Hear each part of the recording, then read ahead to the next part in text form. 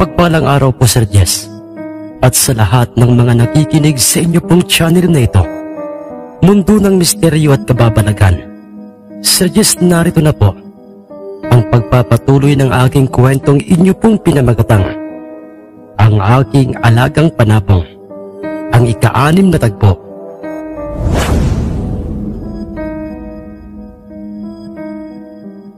Kinaumagahan ay nakita kong maaga akong binisita ng aking 4 na mga tiyuhin, sa pangunguna siyempre ng aking tiyuhing si Angkol Bugoy, at nagkataon pang noong pinapakain ko ng palay ang aking talisayang nasa loob ng kanyang kulungang ginawa ko tiyari sa kawayang pinagdikit-dikit at kawayang biniyak-biyak. At nang sila'y nasa aking harapan ay, "Magandang umaga, Pamangkin Gilberto. Naparito kami dahil sa importanteng sasabihin namin sa iyo. At dyan sa alaga mong talisayang panabong." Ang nooy pambungad kagad na pagkakasabi sa akin niyang Pulpugoy, kung saan ay pare-parehong makikita ang mga itong may mga sukbit na itak sa kanilang mga tagiliran, dahil sa ang mga ito'y aahon sa bundok. Ganoon po ba, Angkol? Bakit po ba, ano po bang importanteng sasabihin nyo? Ang pabalik tanong ko sa kanya. Iyo, nanggaling kami kahapon kina Tatang Elpidio. At alam mo bang meron siyang 2 mga bisita? At ang mga ito'y nagmula pa sa Kalakhang, Maynila. Bukod pa ro'y, kumpare ni Tatang Elpidio ang isa sa kanyang 2 mga bisita.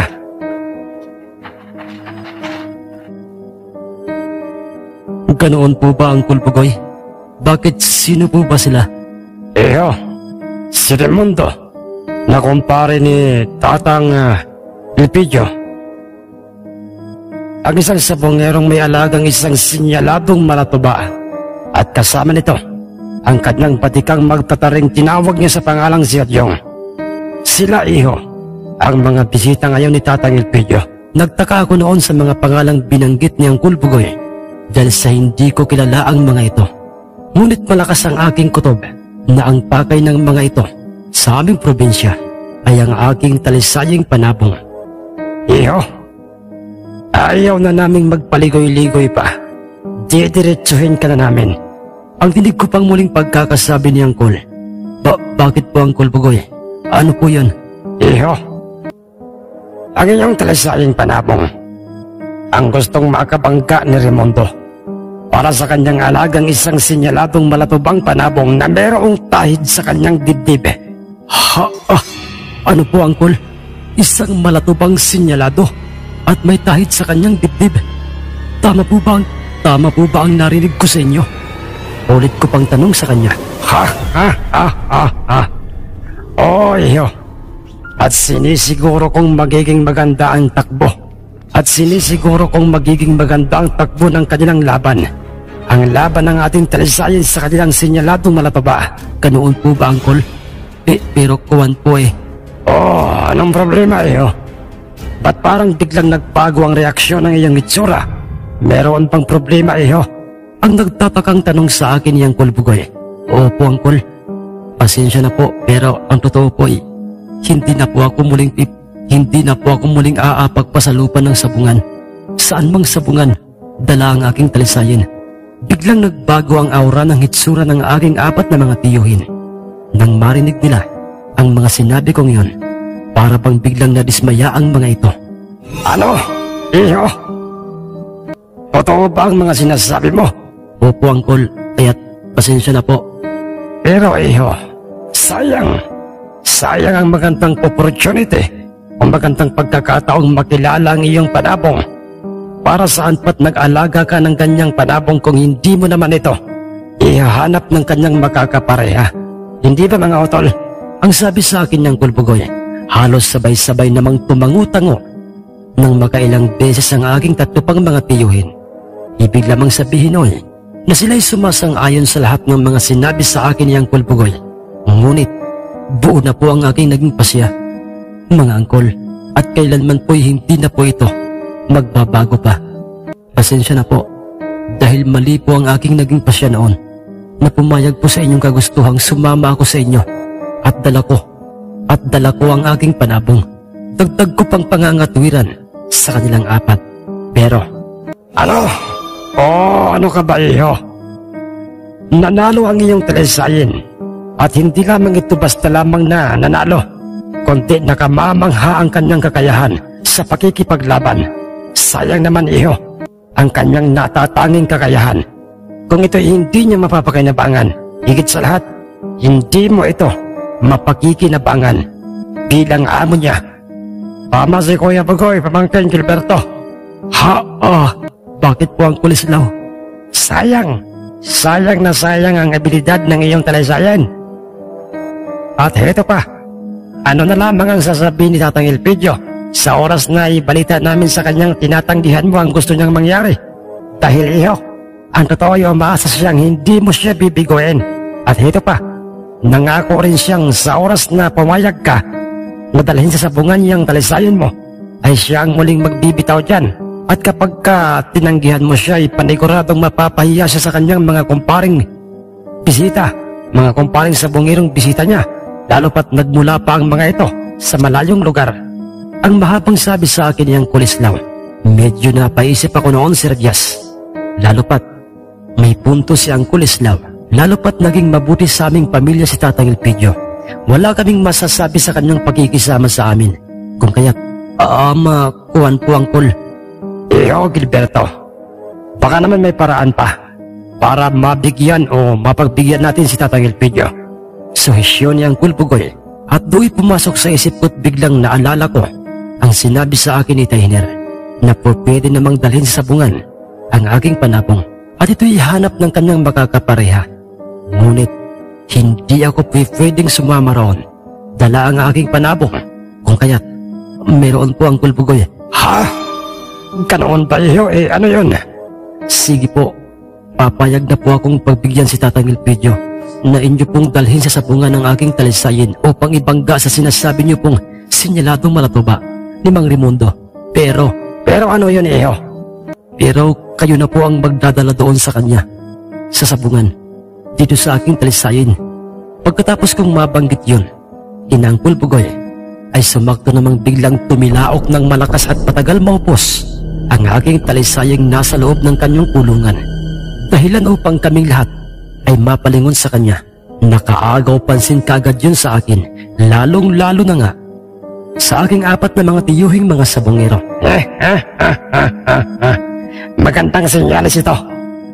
Magandang sinyalis ito. Tumilaok ng may pagsang-ayon sa gusto mong mangyari. Itong panabong mo, iyo. At alam kong hindi yun nagkataon lamang. Sige, iyo. Kung yan ang magiging desisyon mo, ay irerespeto namin yun. Kaya lang ay sayang naman dahil hindi mo makikita kung paano muling makipagpakpakan itong iyong talisayan. Ang sabi sa akin niyang Bugoy, ayos lamang po yun, Angkol. Ang mabalitaan ko lang po, o malamang panalo siya, ay sapat na po yun para sa akin. Ay sapat na po yun para sa akin. Sa akin bilang amo niya. Sige, iho. Salamat muli sa iyo. Nga pala, ngayong darating na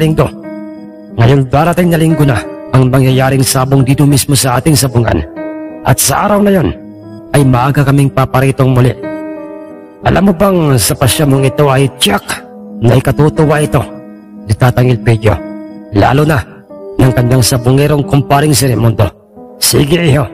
Magpapatuloy na kaming umahon sa bundok at pasensya na sa abala. Tatalikod na sana ang mga ito sa akin at maglalakad na patungong bundok. Ngunit, tika lamang po, mga tiyo. Ano yun, iyo? May tatanong ka ba? May sasabihin ka ba sa amin? Opo, Angkol Bugoy. Ganoon ba? Ano yun, iyo?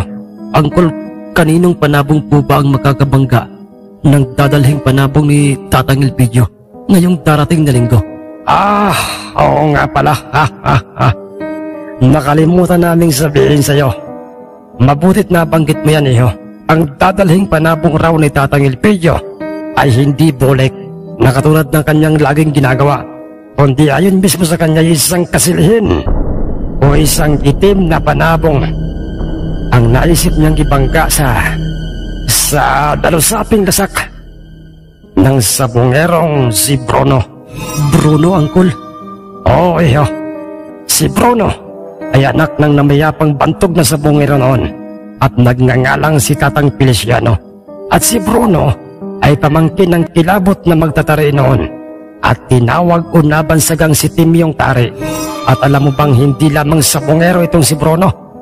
Isa rin itong mahusay na magtatari dahil sa kanya'y pinamana ng kanyang tiyuhing si Timyong Tari ang kanyang kaalaman sa paraan ng pagtatari. Ganoon po ba, Uncle? Oo, Iho. Yun lamang bang itatanong mo sa amin? Oo po, Uncle. Salamat po. Sige. Aalis na kami ha. At magpapatuloy ng umaon sa bundok. Sige po mga Uncle, mag-iingat po kayo.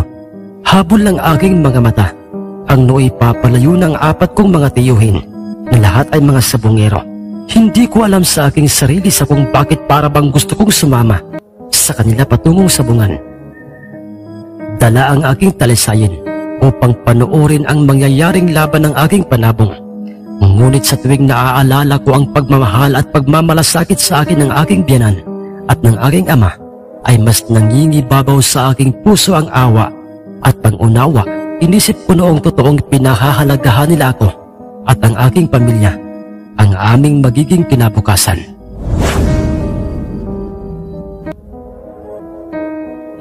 Anak Gilbert, maraming salamat at pinakinggan mo ang aming mga payo't saway sa'yo. Pumukos ka, anak, para sa binuo mong pamilya. Ang sabi sa akin ni Tay Hiner, habang kaming dalawa'y makikitang nagkakape sa aming maliit na balkonahe. Sumagot naman ako sa kanya at sinabi kong, dahil po ibang tao ang nagmamalasakit sa akin. Ama ko po kayo at nauunawaan ko po ang gusto niyong mangyari. Tama yan, anak, dahil maraming ibang paraan, mga paraan o trabahong maaaring pagkakitaan ng pera. Hindi ang sabong, mahirap, masakit sa mata at mabigat sa damdaming tingnan na matapos mong alagaan at ituring na isang kaibigan ng iyong alagang panabong ay makikita mo itong nakikipagpatayan. Dagdag pang sabi sa akin ni Itay, tama po kayo riyan, Itay. Sa paglipas ng mga araw sa Diyos ay pansin kong mas lalo pang nagiging brusko ang tindig ng aking talisayang panabong. Kalmado ito, bihirang tumilaok, at kung ito'y maglakad ay bilang lamang ang hakbang ng kanyang mga paa. Pansin ko ring matalas ang kanyang pakiramdam sa paligid, samantalang sa poder o tahanan na namang Elpidio. Paring Raimundo, nasasabik na kung dumating ang araw ng bukas. Dahil makikita ko na ang sinasabi mong nakamamanghang talisayin ng iyong katiwalang si Gilberto. Ang nooy masaya't nakangising sambit ni Mang Raimundo sa kanyang kainumang kumparing si Mang Elpidio. Katulad mo, paring Elpidio, nasasabik na rin akong tumilaok ang aking mga panabong bilang simbolo na mag-uumaga na dahil gusto ko nang makita ng personal o malapitan ang anak ng nooy bantog at kinatatakutang sabongerong si Tatang Feliciano, ang kanyang anak na si Bruno at ang kanyang dalasaping lasak. Ang sagot naman ni Mang Elpidio, ikaw at yung anong masasabi mo sa mga panabong na makakabangga ng ating mga panabong? Ang tanong ni Mang Elpidio sa kanilang magtataring si Adyong. Ngumisi muna ito sa kanilang dalawa bago nagwikang, isa lamang ang masasabi ko. Tatang Elpidio, gusto kong makita kung papaano magkakagutay-gutay ang mga laman at mga bitoka ng kanilang mga panabong.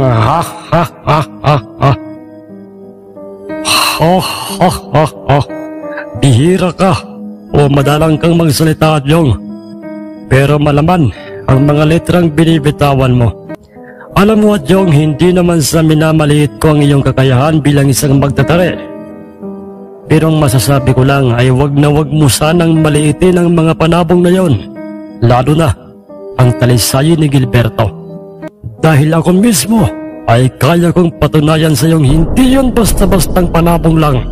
Kakaiba ito at may natatanging kakayahan o abilidad sa pagkikipagbakbakan. Pagpasensyahan mo na, paring Elpidio. Yang si Adyong, kanyan lang talaga yan kung magsalita. Palaging positibo ang isip niya. Hindi siya nag-iisip ng kung ano-anong mga negatibo para sa ikatatalo ng ating mga panabong. Pero pare, may tatanong lang sana ako sa iyo. Ang sabi naman ni Mang Raimundo. Ano yun? Paring Raimundo. Pare, nakasisiguro ko na bang papayag ang iyong katiwala sa iyong lupain at nagmamayari ng sinasabi mong talisayin na ito'y papayag sa gusto mong mangyari? Oo, paring Raimundo. Nakausap ko na kanina ang isa sa kanyang mga tiyuhing pumayag na si Gilberto. Dadalhin siya sa bunga ng bukas ang kanyang talisayin, ngunit hindi kasama si Gilberto. Ipinagkatiwala lang niya sa kanyang tiyuhing si Bugoy ang kanyang panabong. Kanoon pa pare? Kanino ka naman pupusta? Sa aking sinyaladong malatuba ba? Sa aking sinyaladong malatubang panabong ba? O sa talisayang panabong ng iyong tauhang si Gilberto? Ang totoo niyan, paring Raimundo, ay wala. Wala akong pupustahan dahil parehong magaling ang inyong mga panabong. Mahirap magdesisyon. Kung sa bagay, paring Elpidio, tama ka. Tama ka riyan. Kilala kita. At bistado kitang mahusay na kumilatis ng isang mataas na uring panabong. Kaya't yun ay aking iginagalang. Pero yun ay aking yan. Pero paring Raimundo, ako ang magbibitaw sa talisayang panabong ni Gilberto na makakabangga ng iyong malatuba. Ha? Ano?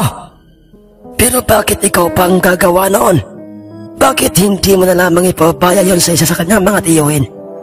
Hindi pwede yun, paring Raimundo. Dahil sa yun ang naging usapan namin noon ni Gilberto. At sa katauhan ko siya, kaya't may tiwala siya sa akin. Ganoon pa. Pare, ang ibig palang sabihin nito ay tayong dalawa ang magkakaharap sa gitnang bahagi ng sabungan bukas. Oo, ganoon na nga, paring Raimundo.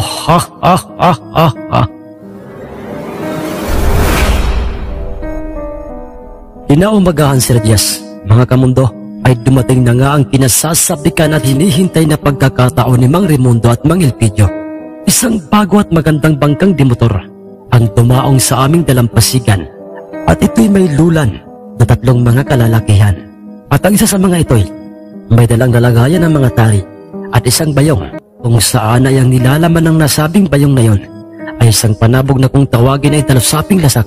At ang lalaking sabongerong yon ay walang iba kundi ang sabongero at magtataring si Bruno, ang anak ng yumaong bantog na sabongerong si Mang Feliciano at pamangkin ng magtataring si Timyong Tare. Nakasuot ito ng simpleng puting kasuotang pang-itaas at pang-ibaba, habang ito'y makikitang nakatanaw sa kabuuan ng aming baryo. At ang kanyang kasamang 2 lalaki ay kanyang mga kaibigan. Kaibigang Bruno, anong masasabi mo ngayong naririto na tayo? Kaibigang Bruno, anong masasabi mo ngayon ngayong tayo'y naririto na sa baryo ni Tatang Elpidio? Ang tanong sa kanya ng kanyang isa pang kasamang kaibigan. Kaibigang Lerio, alam ko sa aking sarili ngayon ang magaganap na bakbakan ng aking dalasaping lasak sa kung anumang panabong ang dadalhin ni Tatang Elpidio. Ramdam ko ang bakbakang kailanman ay hindi natin makakalimutan. Ang seryosong sagot sa kanya ni Bruno. Tayo na, mga kaibigan. Maglakad na tayo sa baryo at magtanong-tanong kung saan ang daan patungong sa bunga ng baryong ito. Ang sabi pang muli ni Bruno, hanggang sa hindi inaasahin na kasalubong nila sa daan ang matandang magtutubang si Lolo Baste at nataon pang paahon na ito ng bundok. Dahil sa ito'y makikitang may dalang lalagayan ng tuba at may sukbit na itak sa kanyang tagiliran. Magandang umaga po, Tatang. Saan po ba rito ang daan patungong pinapipistuhan ng inyo pong sabungan? Ang tanong ni Lerio kay Lolo Baste. Magandang umaga rin sa inyong 3 mga iyo. Kung dire-diretsuhin nyo lang itong daang ito. Sa dulo nito'y makikita nyo ang malawak na palayan. Dumaan kayo sa Pilapil dahil sa dulo noon, sa mga niyugan at mga punong kahoy ay naroon ang aming sabungan. Ang sabi ni Lolo Baste, nagpasalamat naman kaagad sa kanyang 3 magkakasama.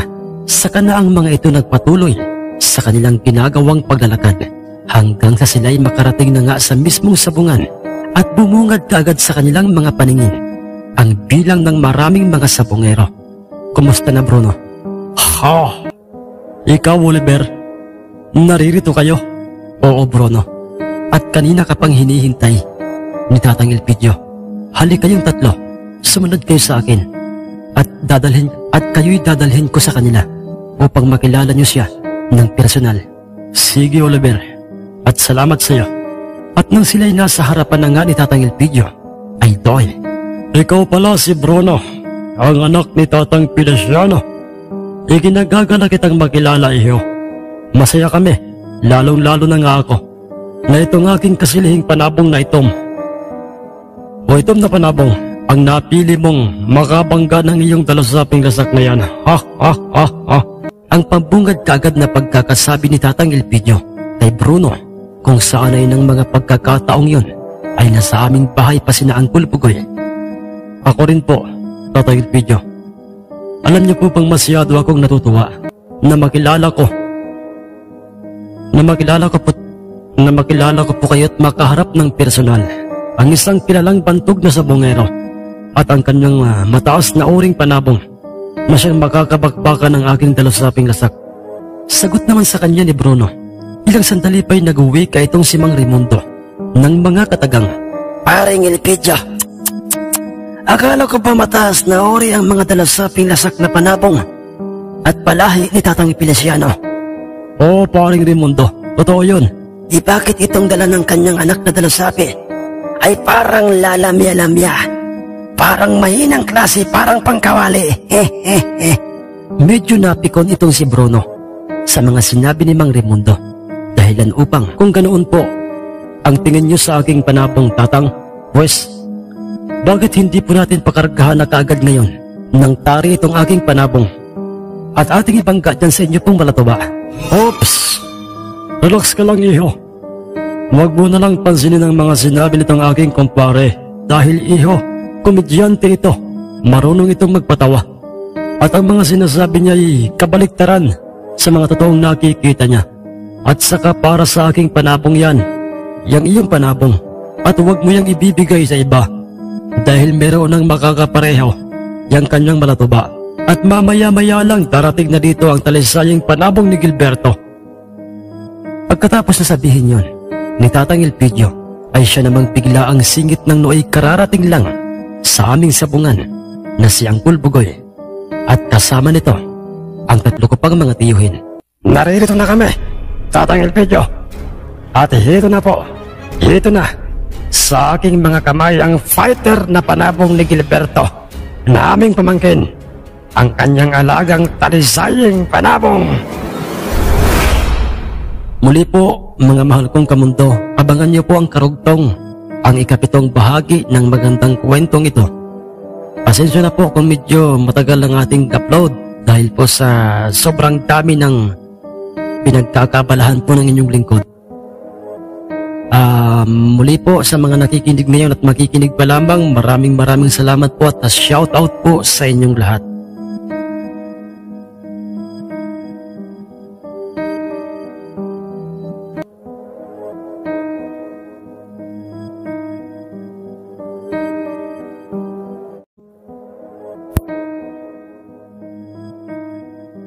Muli po mga mahal kong mga kamundo, maraming salamat po sa inyong ginawang pagtangkilik o pagsuporta sa ating nakaraang upload. Mga kamundo, narito na po ang pagpapatuloy ng ating kwentong ating pinamagatang ang aking alagang panabong, ang ikapitong tagpo.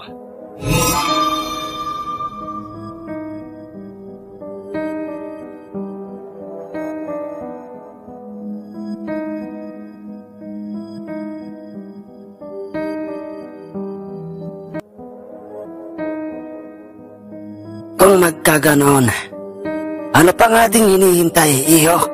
Bruno, pumasok na kayo sa loob ng sabungan. Kayong dalawa, ng iyong kasamang isa sa iyong mga kaibigan, at si Paring Elpidio, at ang aming magtataring si Adjong. Ang nooy sabi ni Mang Raimundo, "Sige, Tatang, Ama Lirio, tayo na sa loob ng sabungan." Tatang Elpidio, nakahanda na po ba kayo? Ang sabi ni Bruno, "Ama, oo naman." Bruno, "Sige, tayo nang pumasok sa loob ng sabungan at ikaw, Bugoy. Kaya nga pat, ihanda na ninyo ang talisayang panabong ni Gilberto. Dahil pagkatapos ng bakbakan nitong aming mga panabong ay ang talisayin nyo at ang sinyaladong malatuba ni Paring Raimundo ang isusunod na paghaharapin sa loob ng sabungan." Maliwanag ba ang paalala ni Mang Elpidio kina Uncle Bugoy? Sige po, Tatang Elpidio. Sagot sa kanya ni Uncle Bugoy. Naglikha ng nakabibinging ingay ang mga mamumusta at mga sabongero. Nang mga pagkakataong yun, nang makita nilang papasok na sa loob ng sabungan si Mang Elpidio at si Mang Bruno at si Bruno, dahil nasasabik na ang mga itong pumusta sa panabong ng dalawang mga sabongerong may mga alagang pambihirang mga panabong. Ngayon malalaman ko kung kaano nga ba talaga kalupit, kagaling dumipensa at pumalo iyang ipinagmamalaki mong dalusaping lasak, Iho, Bruno.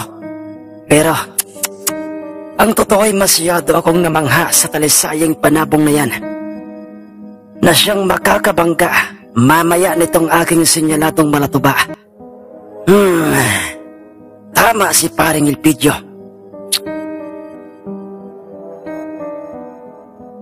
Sa postura at katawan ng talisayang yan, ay masasabi talagang isa itong fighter. Isang fighter na panabong. Pero iwan ko na lang kung may ibubuga ba yan mamaya. Ang nooy sambit ni Mang Raimundo sa kanyang sarili habang mariin niyang tinititigan ang nooy hawak ni Uncle Bugoy na aking alagang talisayang panabong. Samantalang ng mga pagkakataong yun, sa aming tahanan ay hindi ako mapakali. Hindi ko maiwasang mapaisip kung ano kaya ang magiging kalalabsan ng laban ng aking talisayin sa panabong ng dayuhang mga taga-Maynilang, kumpare ni Mang Elpidio at nagngangalang si Mang Raimundo. Normal na hindi ko maiwasang mag-alala para sa aking panabong mga kamundo. Lalo pat, ayon sa aking tiyuhing si Uncle Bugoy, ay isang sinyaladong malatuba na pag-aari ni Mang Raimundo ang kanyang makakabangga.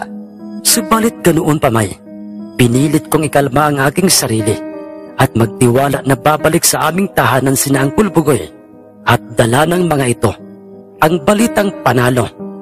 Panalo ang aking talisayang panabong. Nilibang ko na lang ang aking sarili noon, Sir Jess. Nilibang ko na lamang ang aking sarili noon, Sir Jess, sa paraang nanggamas na lang ako ng mga damo sa likurang bahagi ng aming tahanan at nagtanim ng mga gulay doon.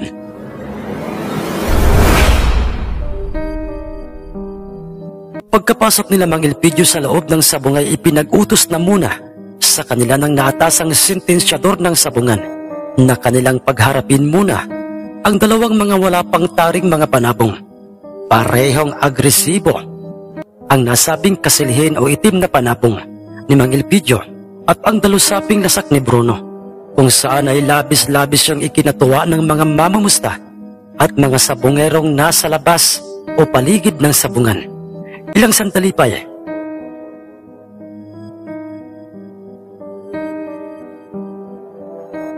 Ama ko ang Tatang Elpidio. Sino sa ating dalawa ang magkakarga ng tari sa ating kasilhin? Naitatanong ko yan dahil pareho tayong magtatari. Hindi ho ba? Ang nooy seryosong wika ng magtataring si Adyong kay Mang Elpidio. Sumagot naman kaagad ito sa kanya at sinabi nitong, "Adyong, sa sinyaladong malatuba ni Paring Raimundo ay doon mo ipokus ang iyong pagiging bantog na magtatari. Sa ngayon ay hawakan mo muna itong aking kasilhin. Dahil ako mismo ang magkakarga ng tari sa aking panabong. Kung ganoon, Ang ibig mo bang sabihin, Tatang Elpidio, ay, oo, Adyong. Pahiramin mo muna ako ng iyong tari at iba pang mga gagamitin sa larangan ng pagkakarga ng tari. Sagot sa kanya ni Mang Elpidio. Ganoon ba? Sige po, Tatang Elpidio. Walang problema.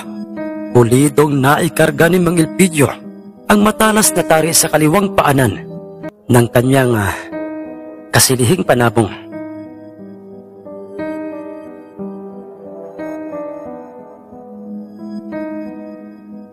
Ang taring pag-aari ni Adyong at doon namangha itong si Adyong nang makita niya nang malapitan ang ikinargang tari ni Mang Elpidio sa kanyang kasilihin dahil mahusay at pulidong magkarga ng tari.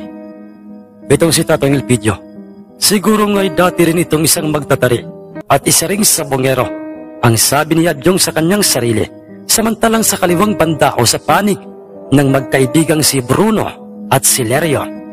Kaibigang Bruno, si Mang Elpidio. Si Mang Elpidio pala ang magkakarga ng tari sa kanyang mismong panabong. Akala ko ang kanyang magtataring kasama ang gagawa noon sa kanyang panabong. Ang mahinang sabi ni Lerio kay Bruno, isa lang ang ibig sabihin niyan, kaibigang Lerio. Anong ibig mo sabihin? Anong ibig mo sabihin, kaibigang Bruno? Masyadong malaki talaga. Masyadong malaki talaga ang kanyang tiwala o ni Mang Elpidio sa kanyang sarili at sa kanyang alagang panabong. Pero ano, kaibigang Bruno? Pero wala akong pakialam. Kung sino man sa kanilang dalawa ang magkarga ng tari sa paanan ng kanilang panabong. Dahil kaibigang Lerio, tinitiyak ko sa iyong ang aking dalusaping lasak ang magtatagumpay ngayon. Ang mayroong paniniguradong sabi ni Bruno sa kanyang kaibigan habang ikinakarga na nga niya sa kaliwang paanan ng kanyang dalusaping lasak ang kanyang pag-aaring matalas na tari. At nang ang mga ito'y pareho nang ang makikitang meron ng mga kargadang mga tari, ay pinagharap na nga si Mang Elpidio at si Bruno. Sa gitnang bahagi ng sabungan ng sentensyador, dala ang kani-kanilang mga panabong, dahilan upang mas lalo pang ang naging maingay sa paligid ng sabungan.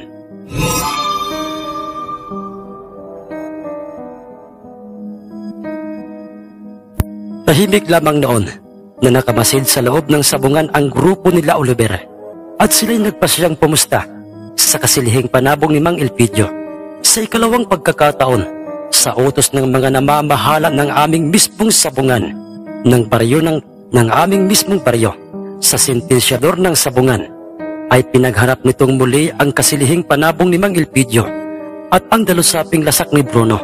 Naunang tumuka sa ulo ng kasilihin ni Mang Elpidio ang dalusaping lasak, ngunit nakabawi kaagad ng ganti sa kanya ang kasilihin. Parehong hindi kababakasan ng takot o kaba para sa kanilang mga pag-aaring panabong ang hitsura ni Mang Elpidio at ni Bruno.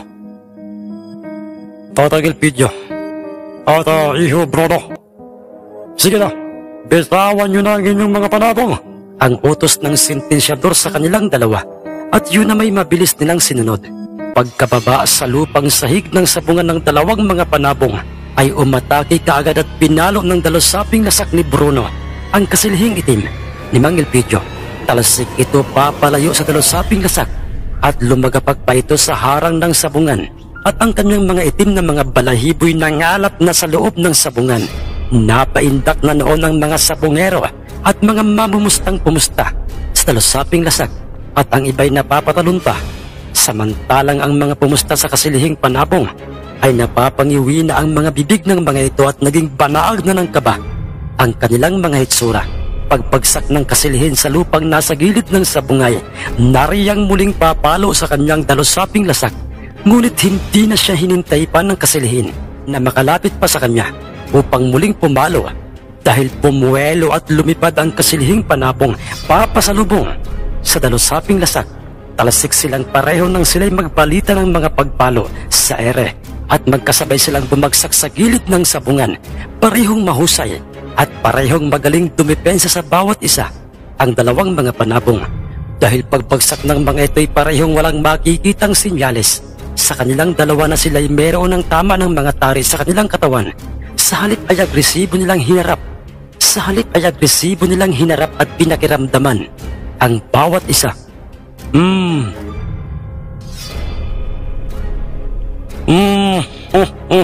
Mukhang mahusay nga itong dalusaping lasak ni Bruno Adyong. Hindi man lang naabot ng talim ng iyong taring ikinarga ko sa aking kasalihin ang alinmang parte ng kanyang katawan at hindi ba? Ang seryosong tanong ni Mang Elpidio sa kanyang katabing si Adyong. Sumagot naman ito sa kanya at sinabing, "Oo nga, Tatang Elpidio. Pero sa tingin ko di hamak na mas mahusay ang iyong kasilihin kaysa riyan. Kaysa riyan sa dalusaping lasak." "Ha? At bakit mo naman nasabi yan, Adyong?" tanong sa kanya ni Mang Elpidio. Dahil hindi niya naabot o nasungkit ng kanyang kargadang tari ang katawan ng iyong kasilihin noong unang pagpalo niya sa kanya. Hindi po ba? Pasimpleng napangiti si Mang Elpidio na parabang siya'y sumasang-ayon sa mga sinabi sa kanya ni Adyong. Ilang sandali pa'y muling nagpakpakan, naggitgitan at nagpaluan sa ere ang dalawang mga mandirigmang mga panabong.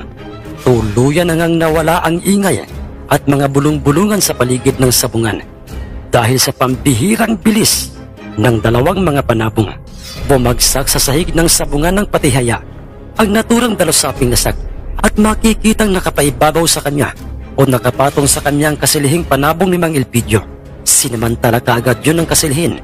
Pinalo niya ng pinalo ang dalusaping panabong.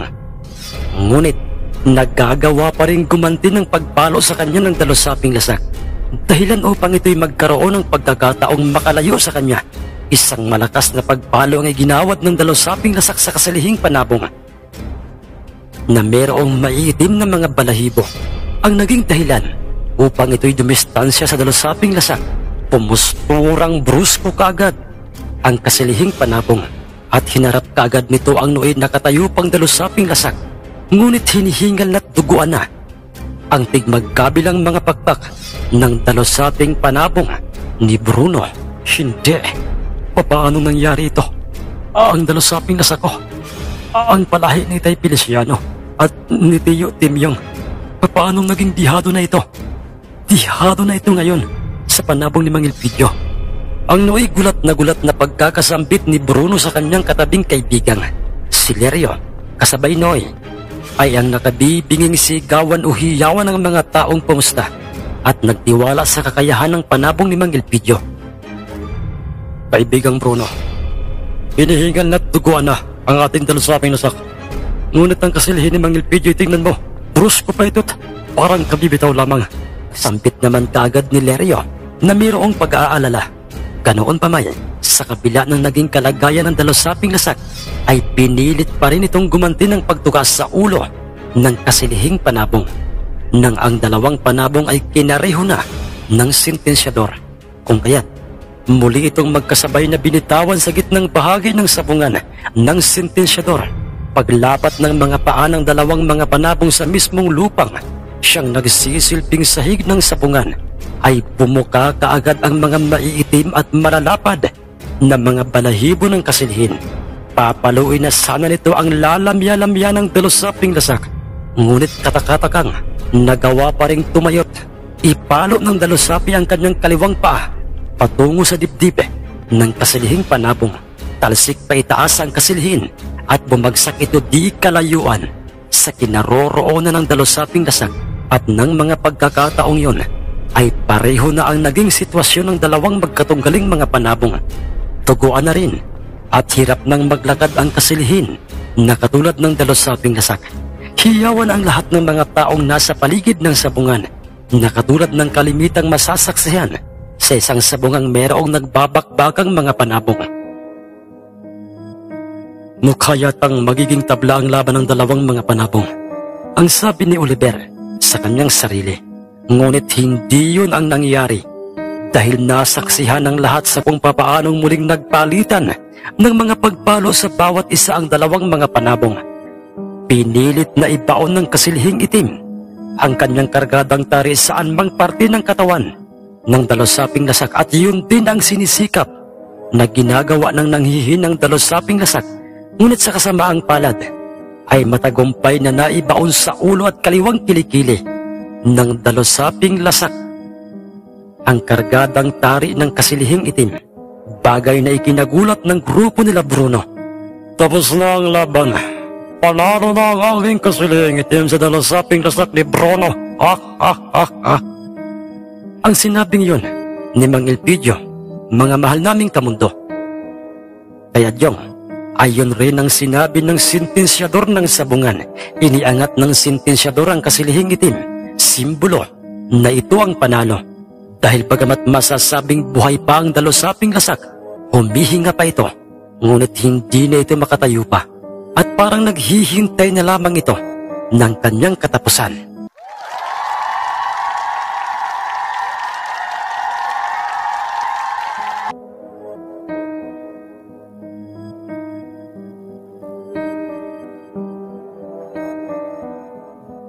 Paano ba yan, iho, Bruno? Panalo ang aking kasilihing itim dyan sa iyong dalusaping lasak. Ang sabi ni Mang Elpidio sa kanyang kaharap na si Bruno. Kung saan ay makikita silang nasa labas na ng sabungan. Bit-bit ni Bruno ang kanyang patay ng panabong. At nasa kamay naman ni Mang Elpidio ang kanyang duguang kasilihing itim. Oo, Mang Elpidio. Natalo po ang aking panabong.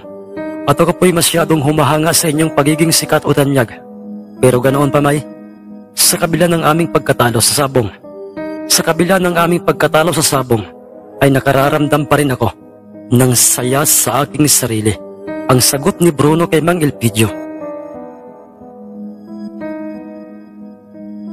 Dahilan upang matawa itong si Mang Raimundo sa kanyang mga sinabing yon.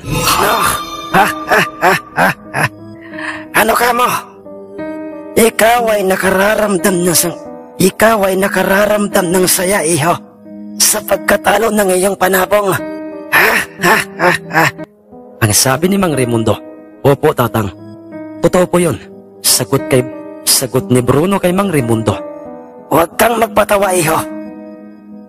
Paano ka magiging masaya kung natalo ang iyong panabong na ipinagmamalaki ng inyong angkan ang mga dalusaping lasak? At saka hindi lamang yon, iho. Akala ko ba isa kang mahusay na magtatari? Dahil itinurong lahat sa iyo ng iyong tiyong si Timyong Tari ang tamang paraan ng pagkakarga ng tari sa isang panabong, di ba? Pero saksi ang lahat ng mga tao dito mismo sa sabungan ng baryong ito na yun ay napawalang saysay lamang, di ba? Ano ay mayroong pang-iinsultong wika ni Mang Raimundo sa binatang kanyang kaharap. Sumagot naman sa kanya si Bruno at sinabi nitong, masaya ako, tatang. Alam niyo po kung bakit? Bakit? Sabihin mo. Dahil tingnan niyo po, ang kasilihing panabong ni Mang Raimundo, sabay-sabay nilang naibaling ang kanilang mga paningin sa kasilihing hawak ni Mang Elpidio. Kasunod noy, nagpatuloy sa pagsasalita itong si Bruno. Duguan ang kasilihing panabong ni Tatang Elpidio. Hinihingal dahil sa mga tusok ng tari sa kanyang katawan, galing sa ikinarga kong tari sa aking dalusaping lasak. At kamuntik-muntikan pa itong maging bihag. At yun ang dahilan kung bakit ako masaya, tatang. Ha? Paano at bakit mo nasabi yan? Huwag mong sabihin eh. Opo, tatang. Alam ko at alam ng lahat ng mga nakakakilala kay Mang Elpidio na ang kanyang mga panabong sa oras na ito'y makipagbakbakan ay hindi man lang ito nasusugatan.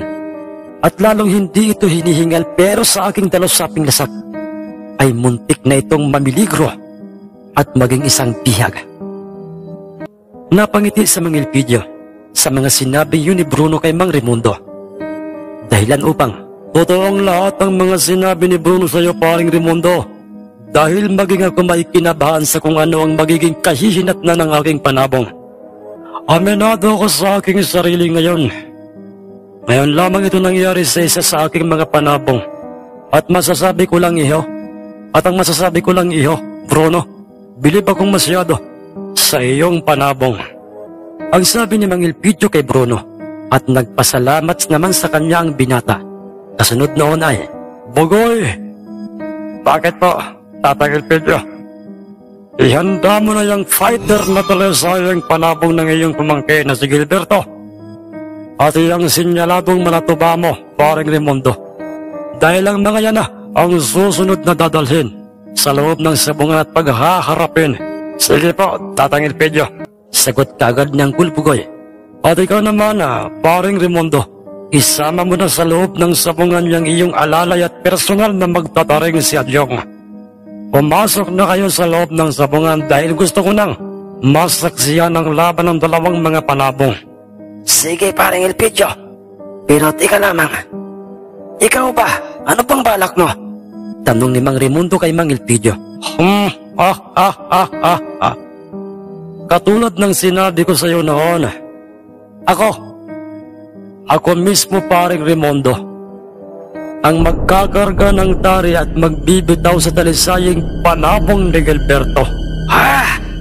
Napabulalas itong si Mang Raimundo nang marinig niya ang mga sinabing yun sa kanya ni Mang Elpidio, lalong-lalo na nga nang makita nitong meron palang dalang sariling paghaharing tari sa kanyang lalagayan ng mga tari itong si Mang Elpidio.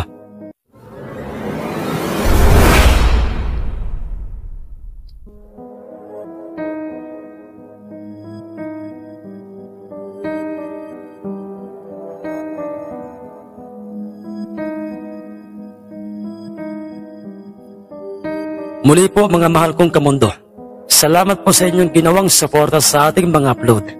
Abangan niyo po ang karugtong ng kwentong ito, ang ika-8 bahagi. Maraming salamat pong muli sa inyong ginawang pagtangkilik, pagsuporta sa ating mga dating mga upload, sa ating mga dating mga kwento.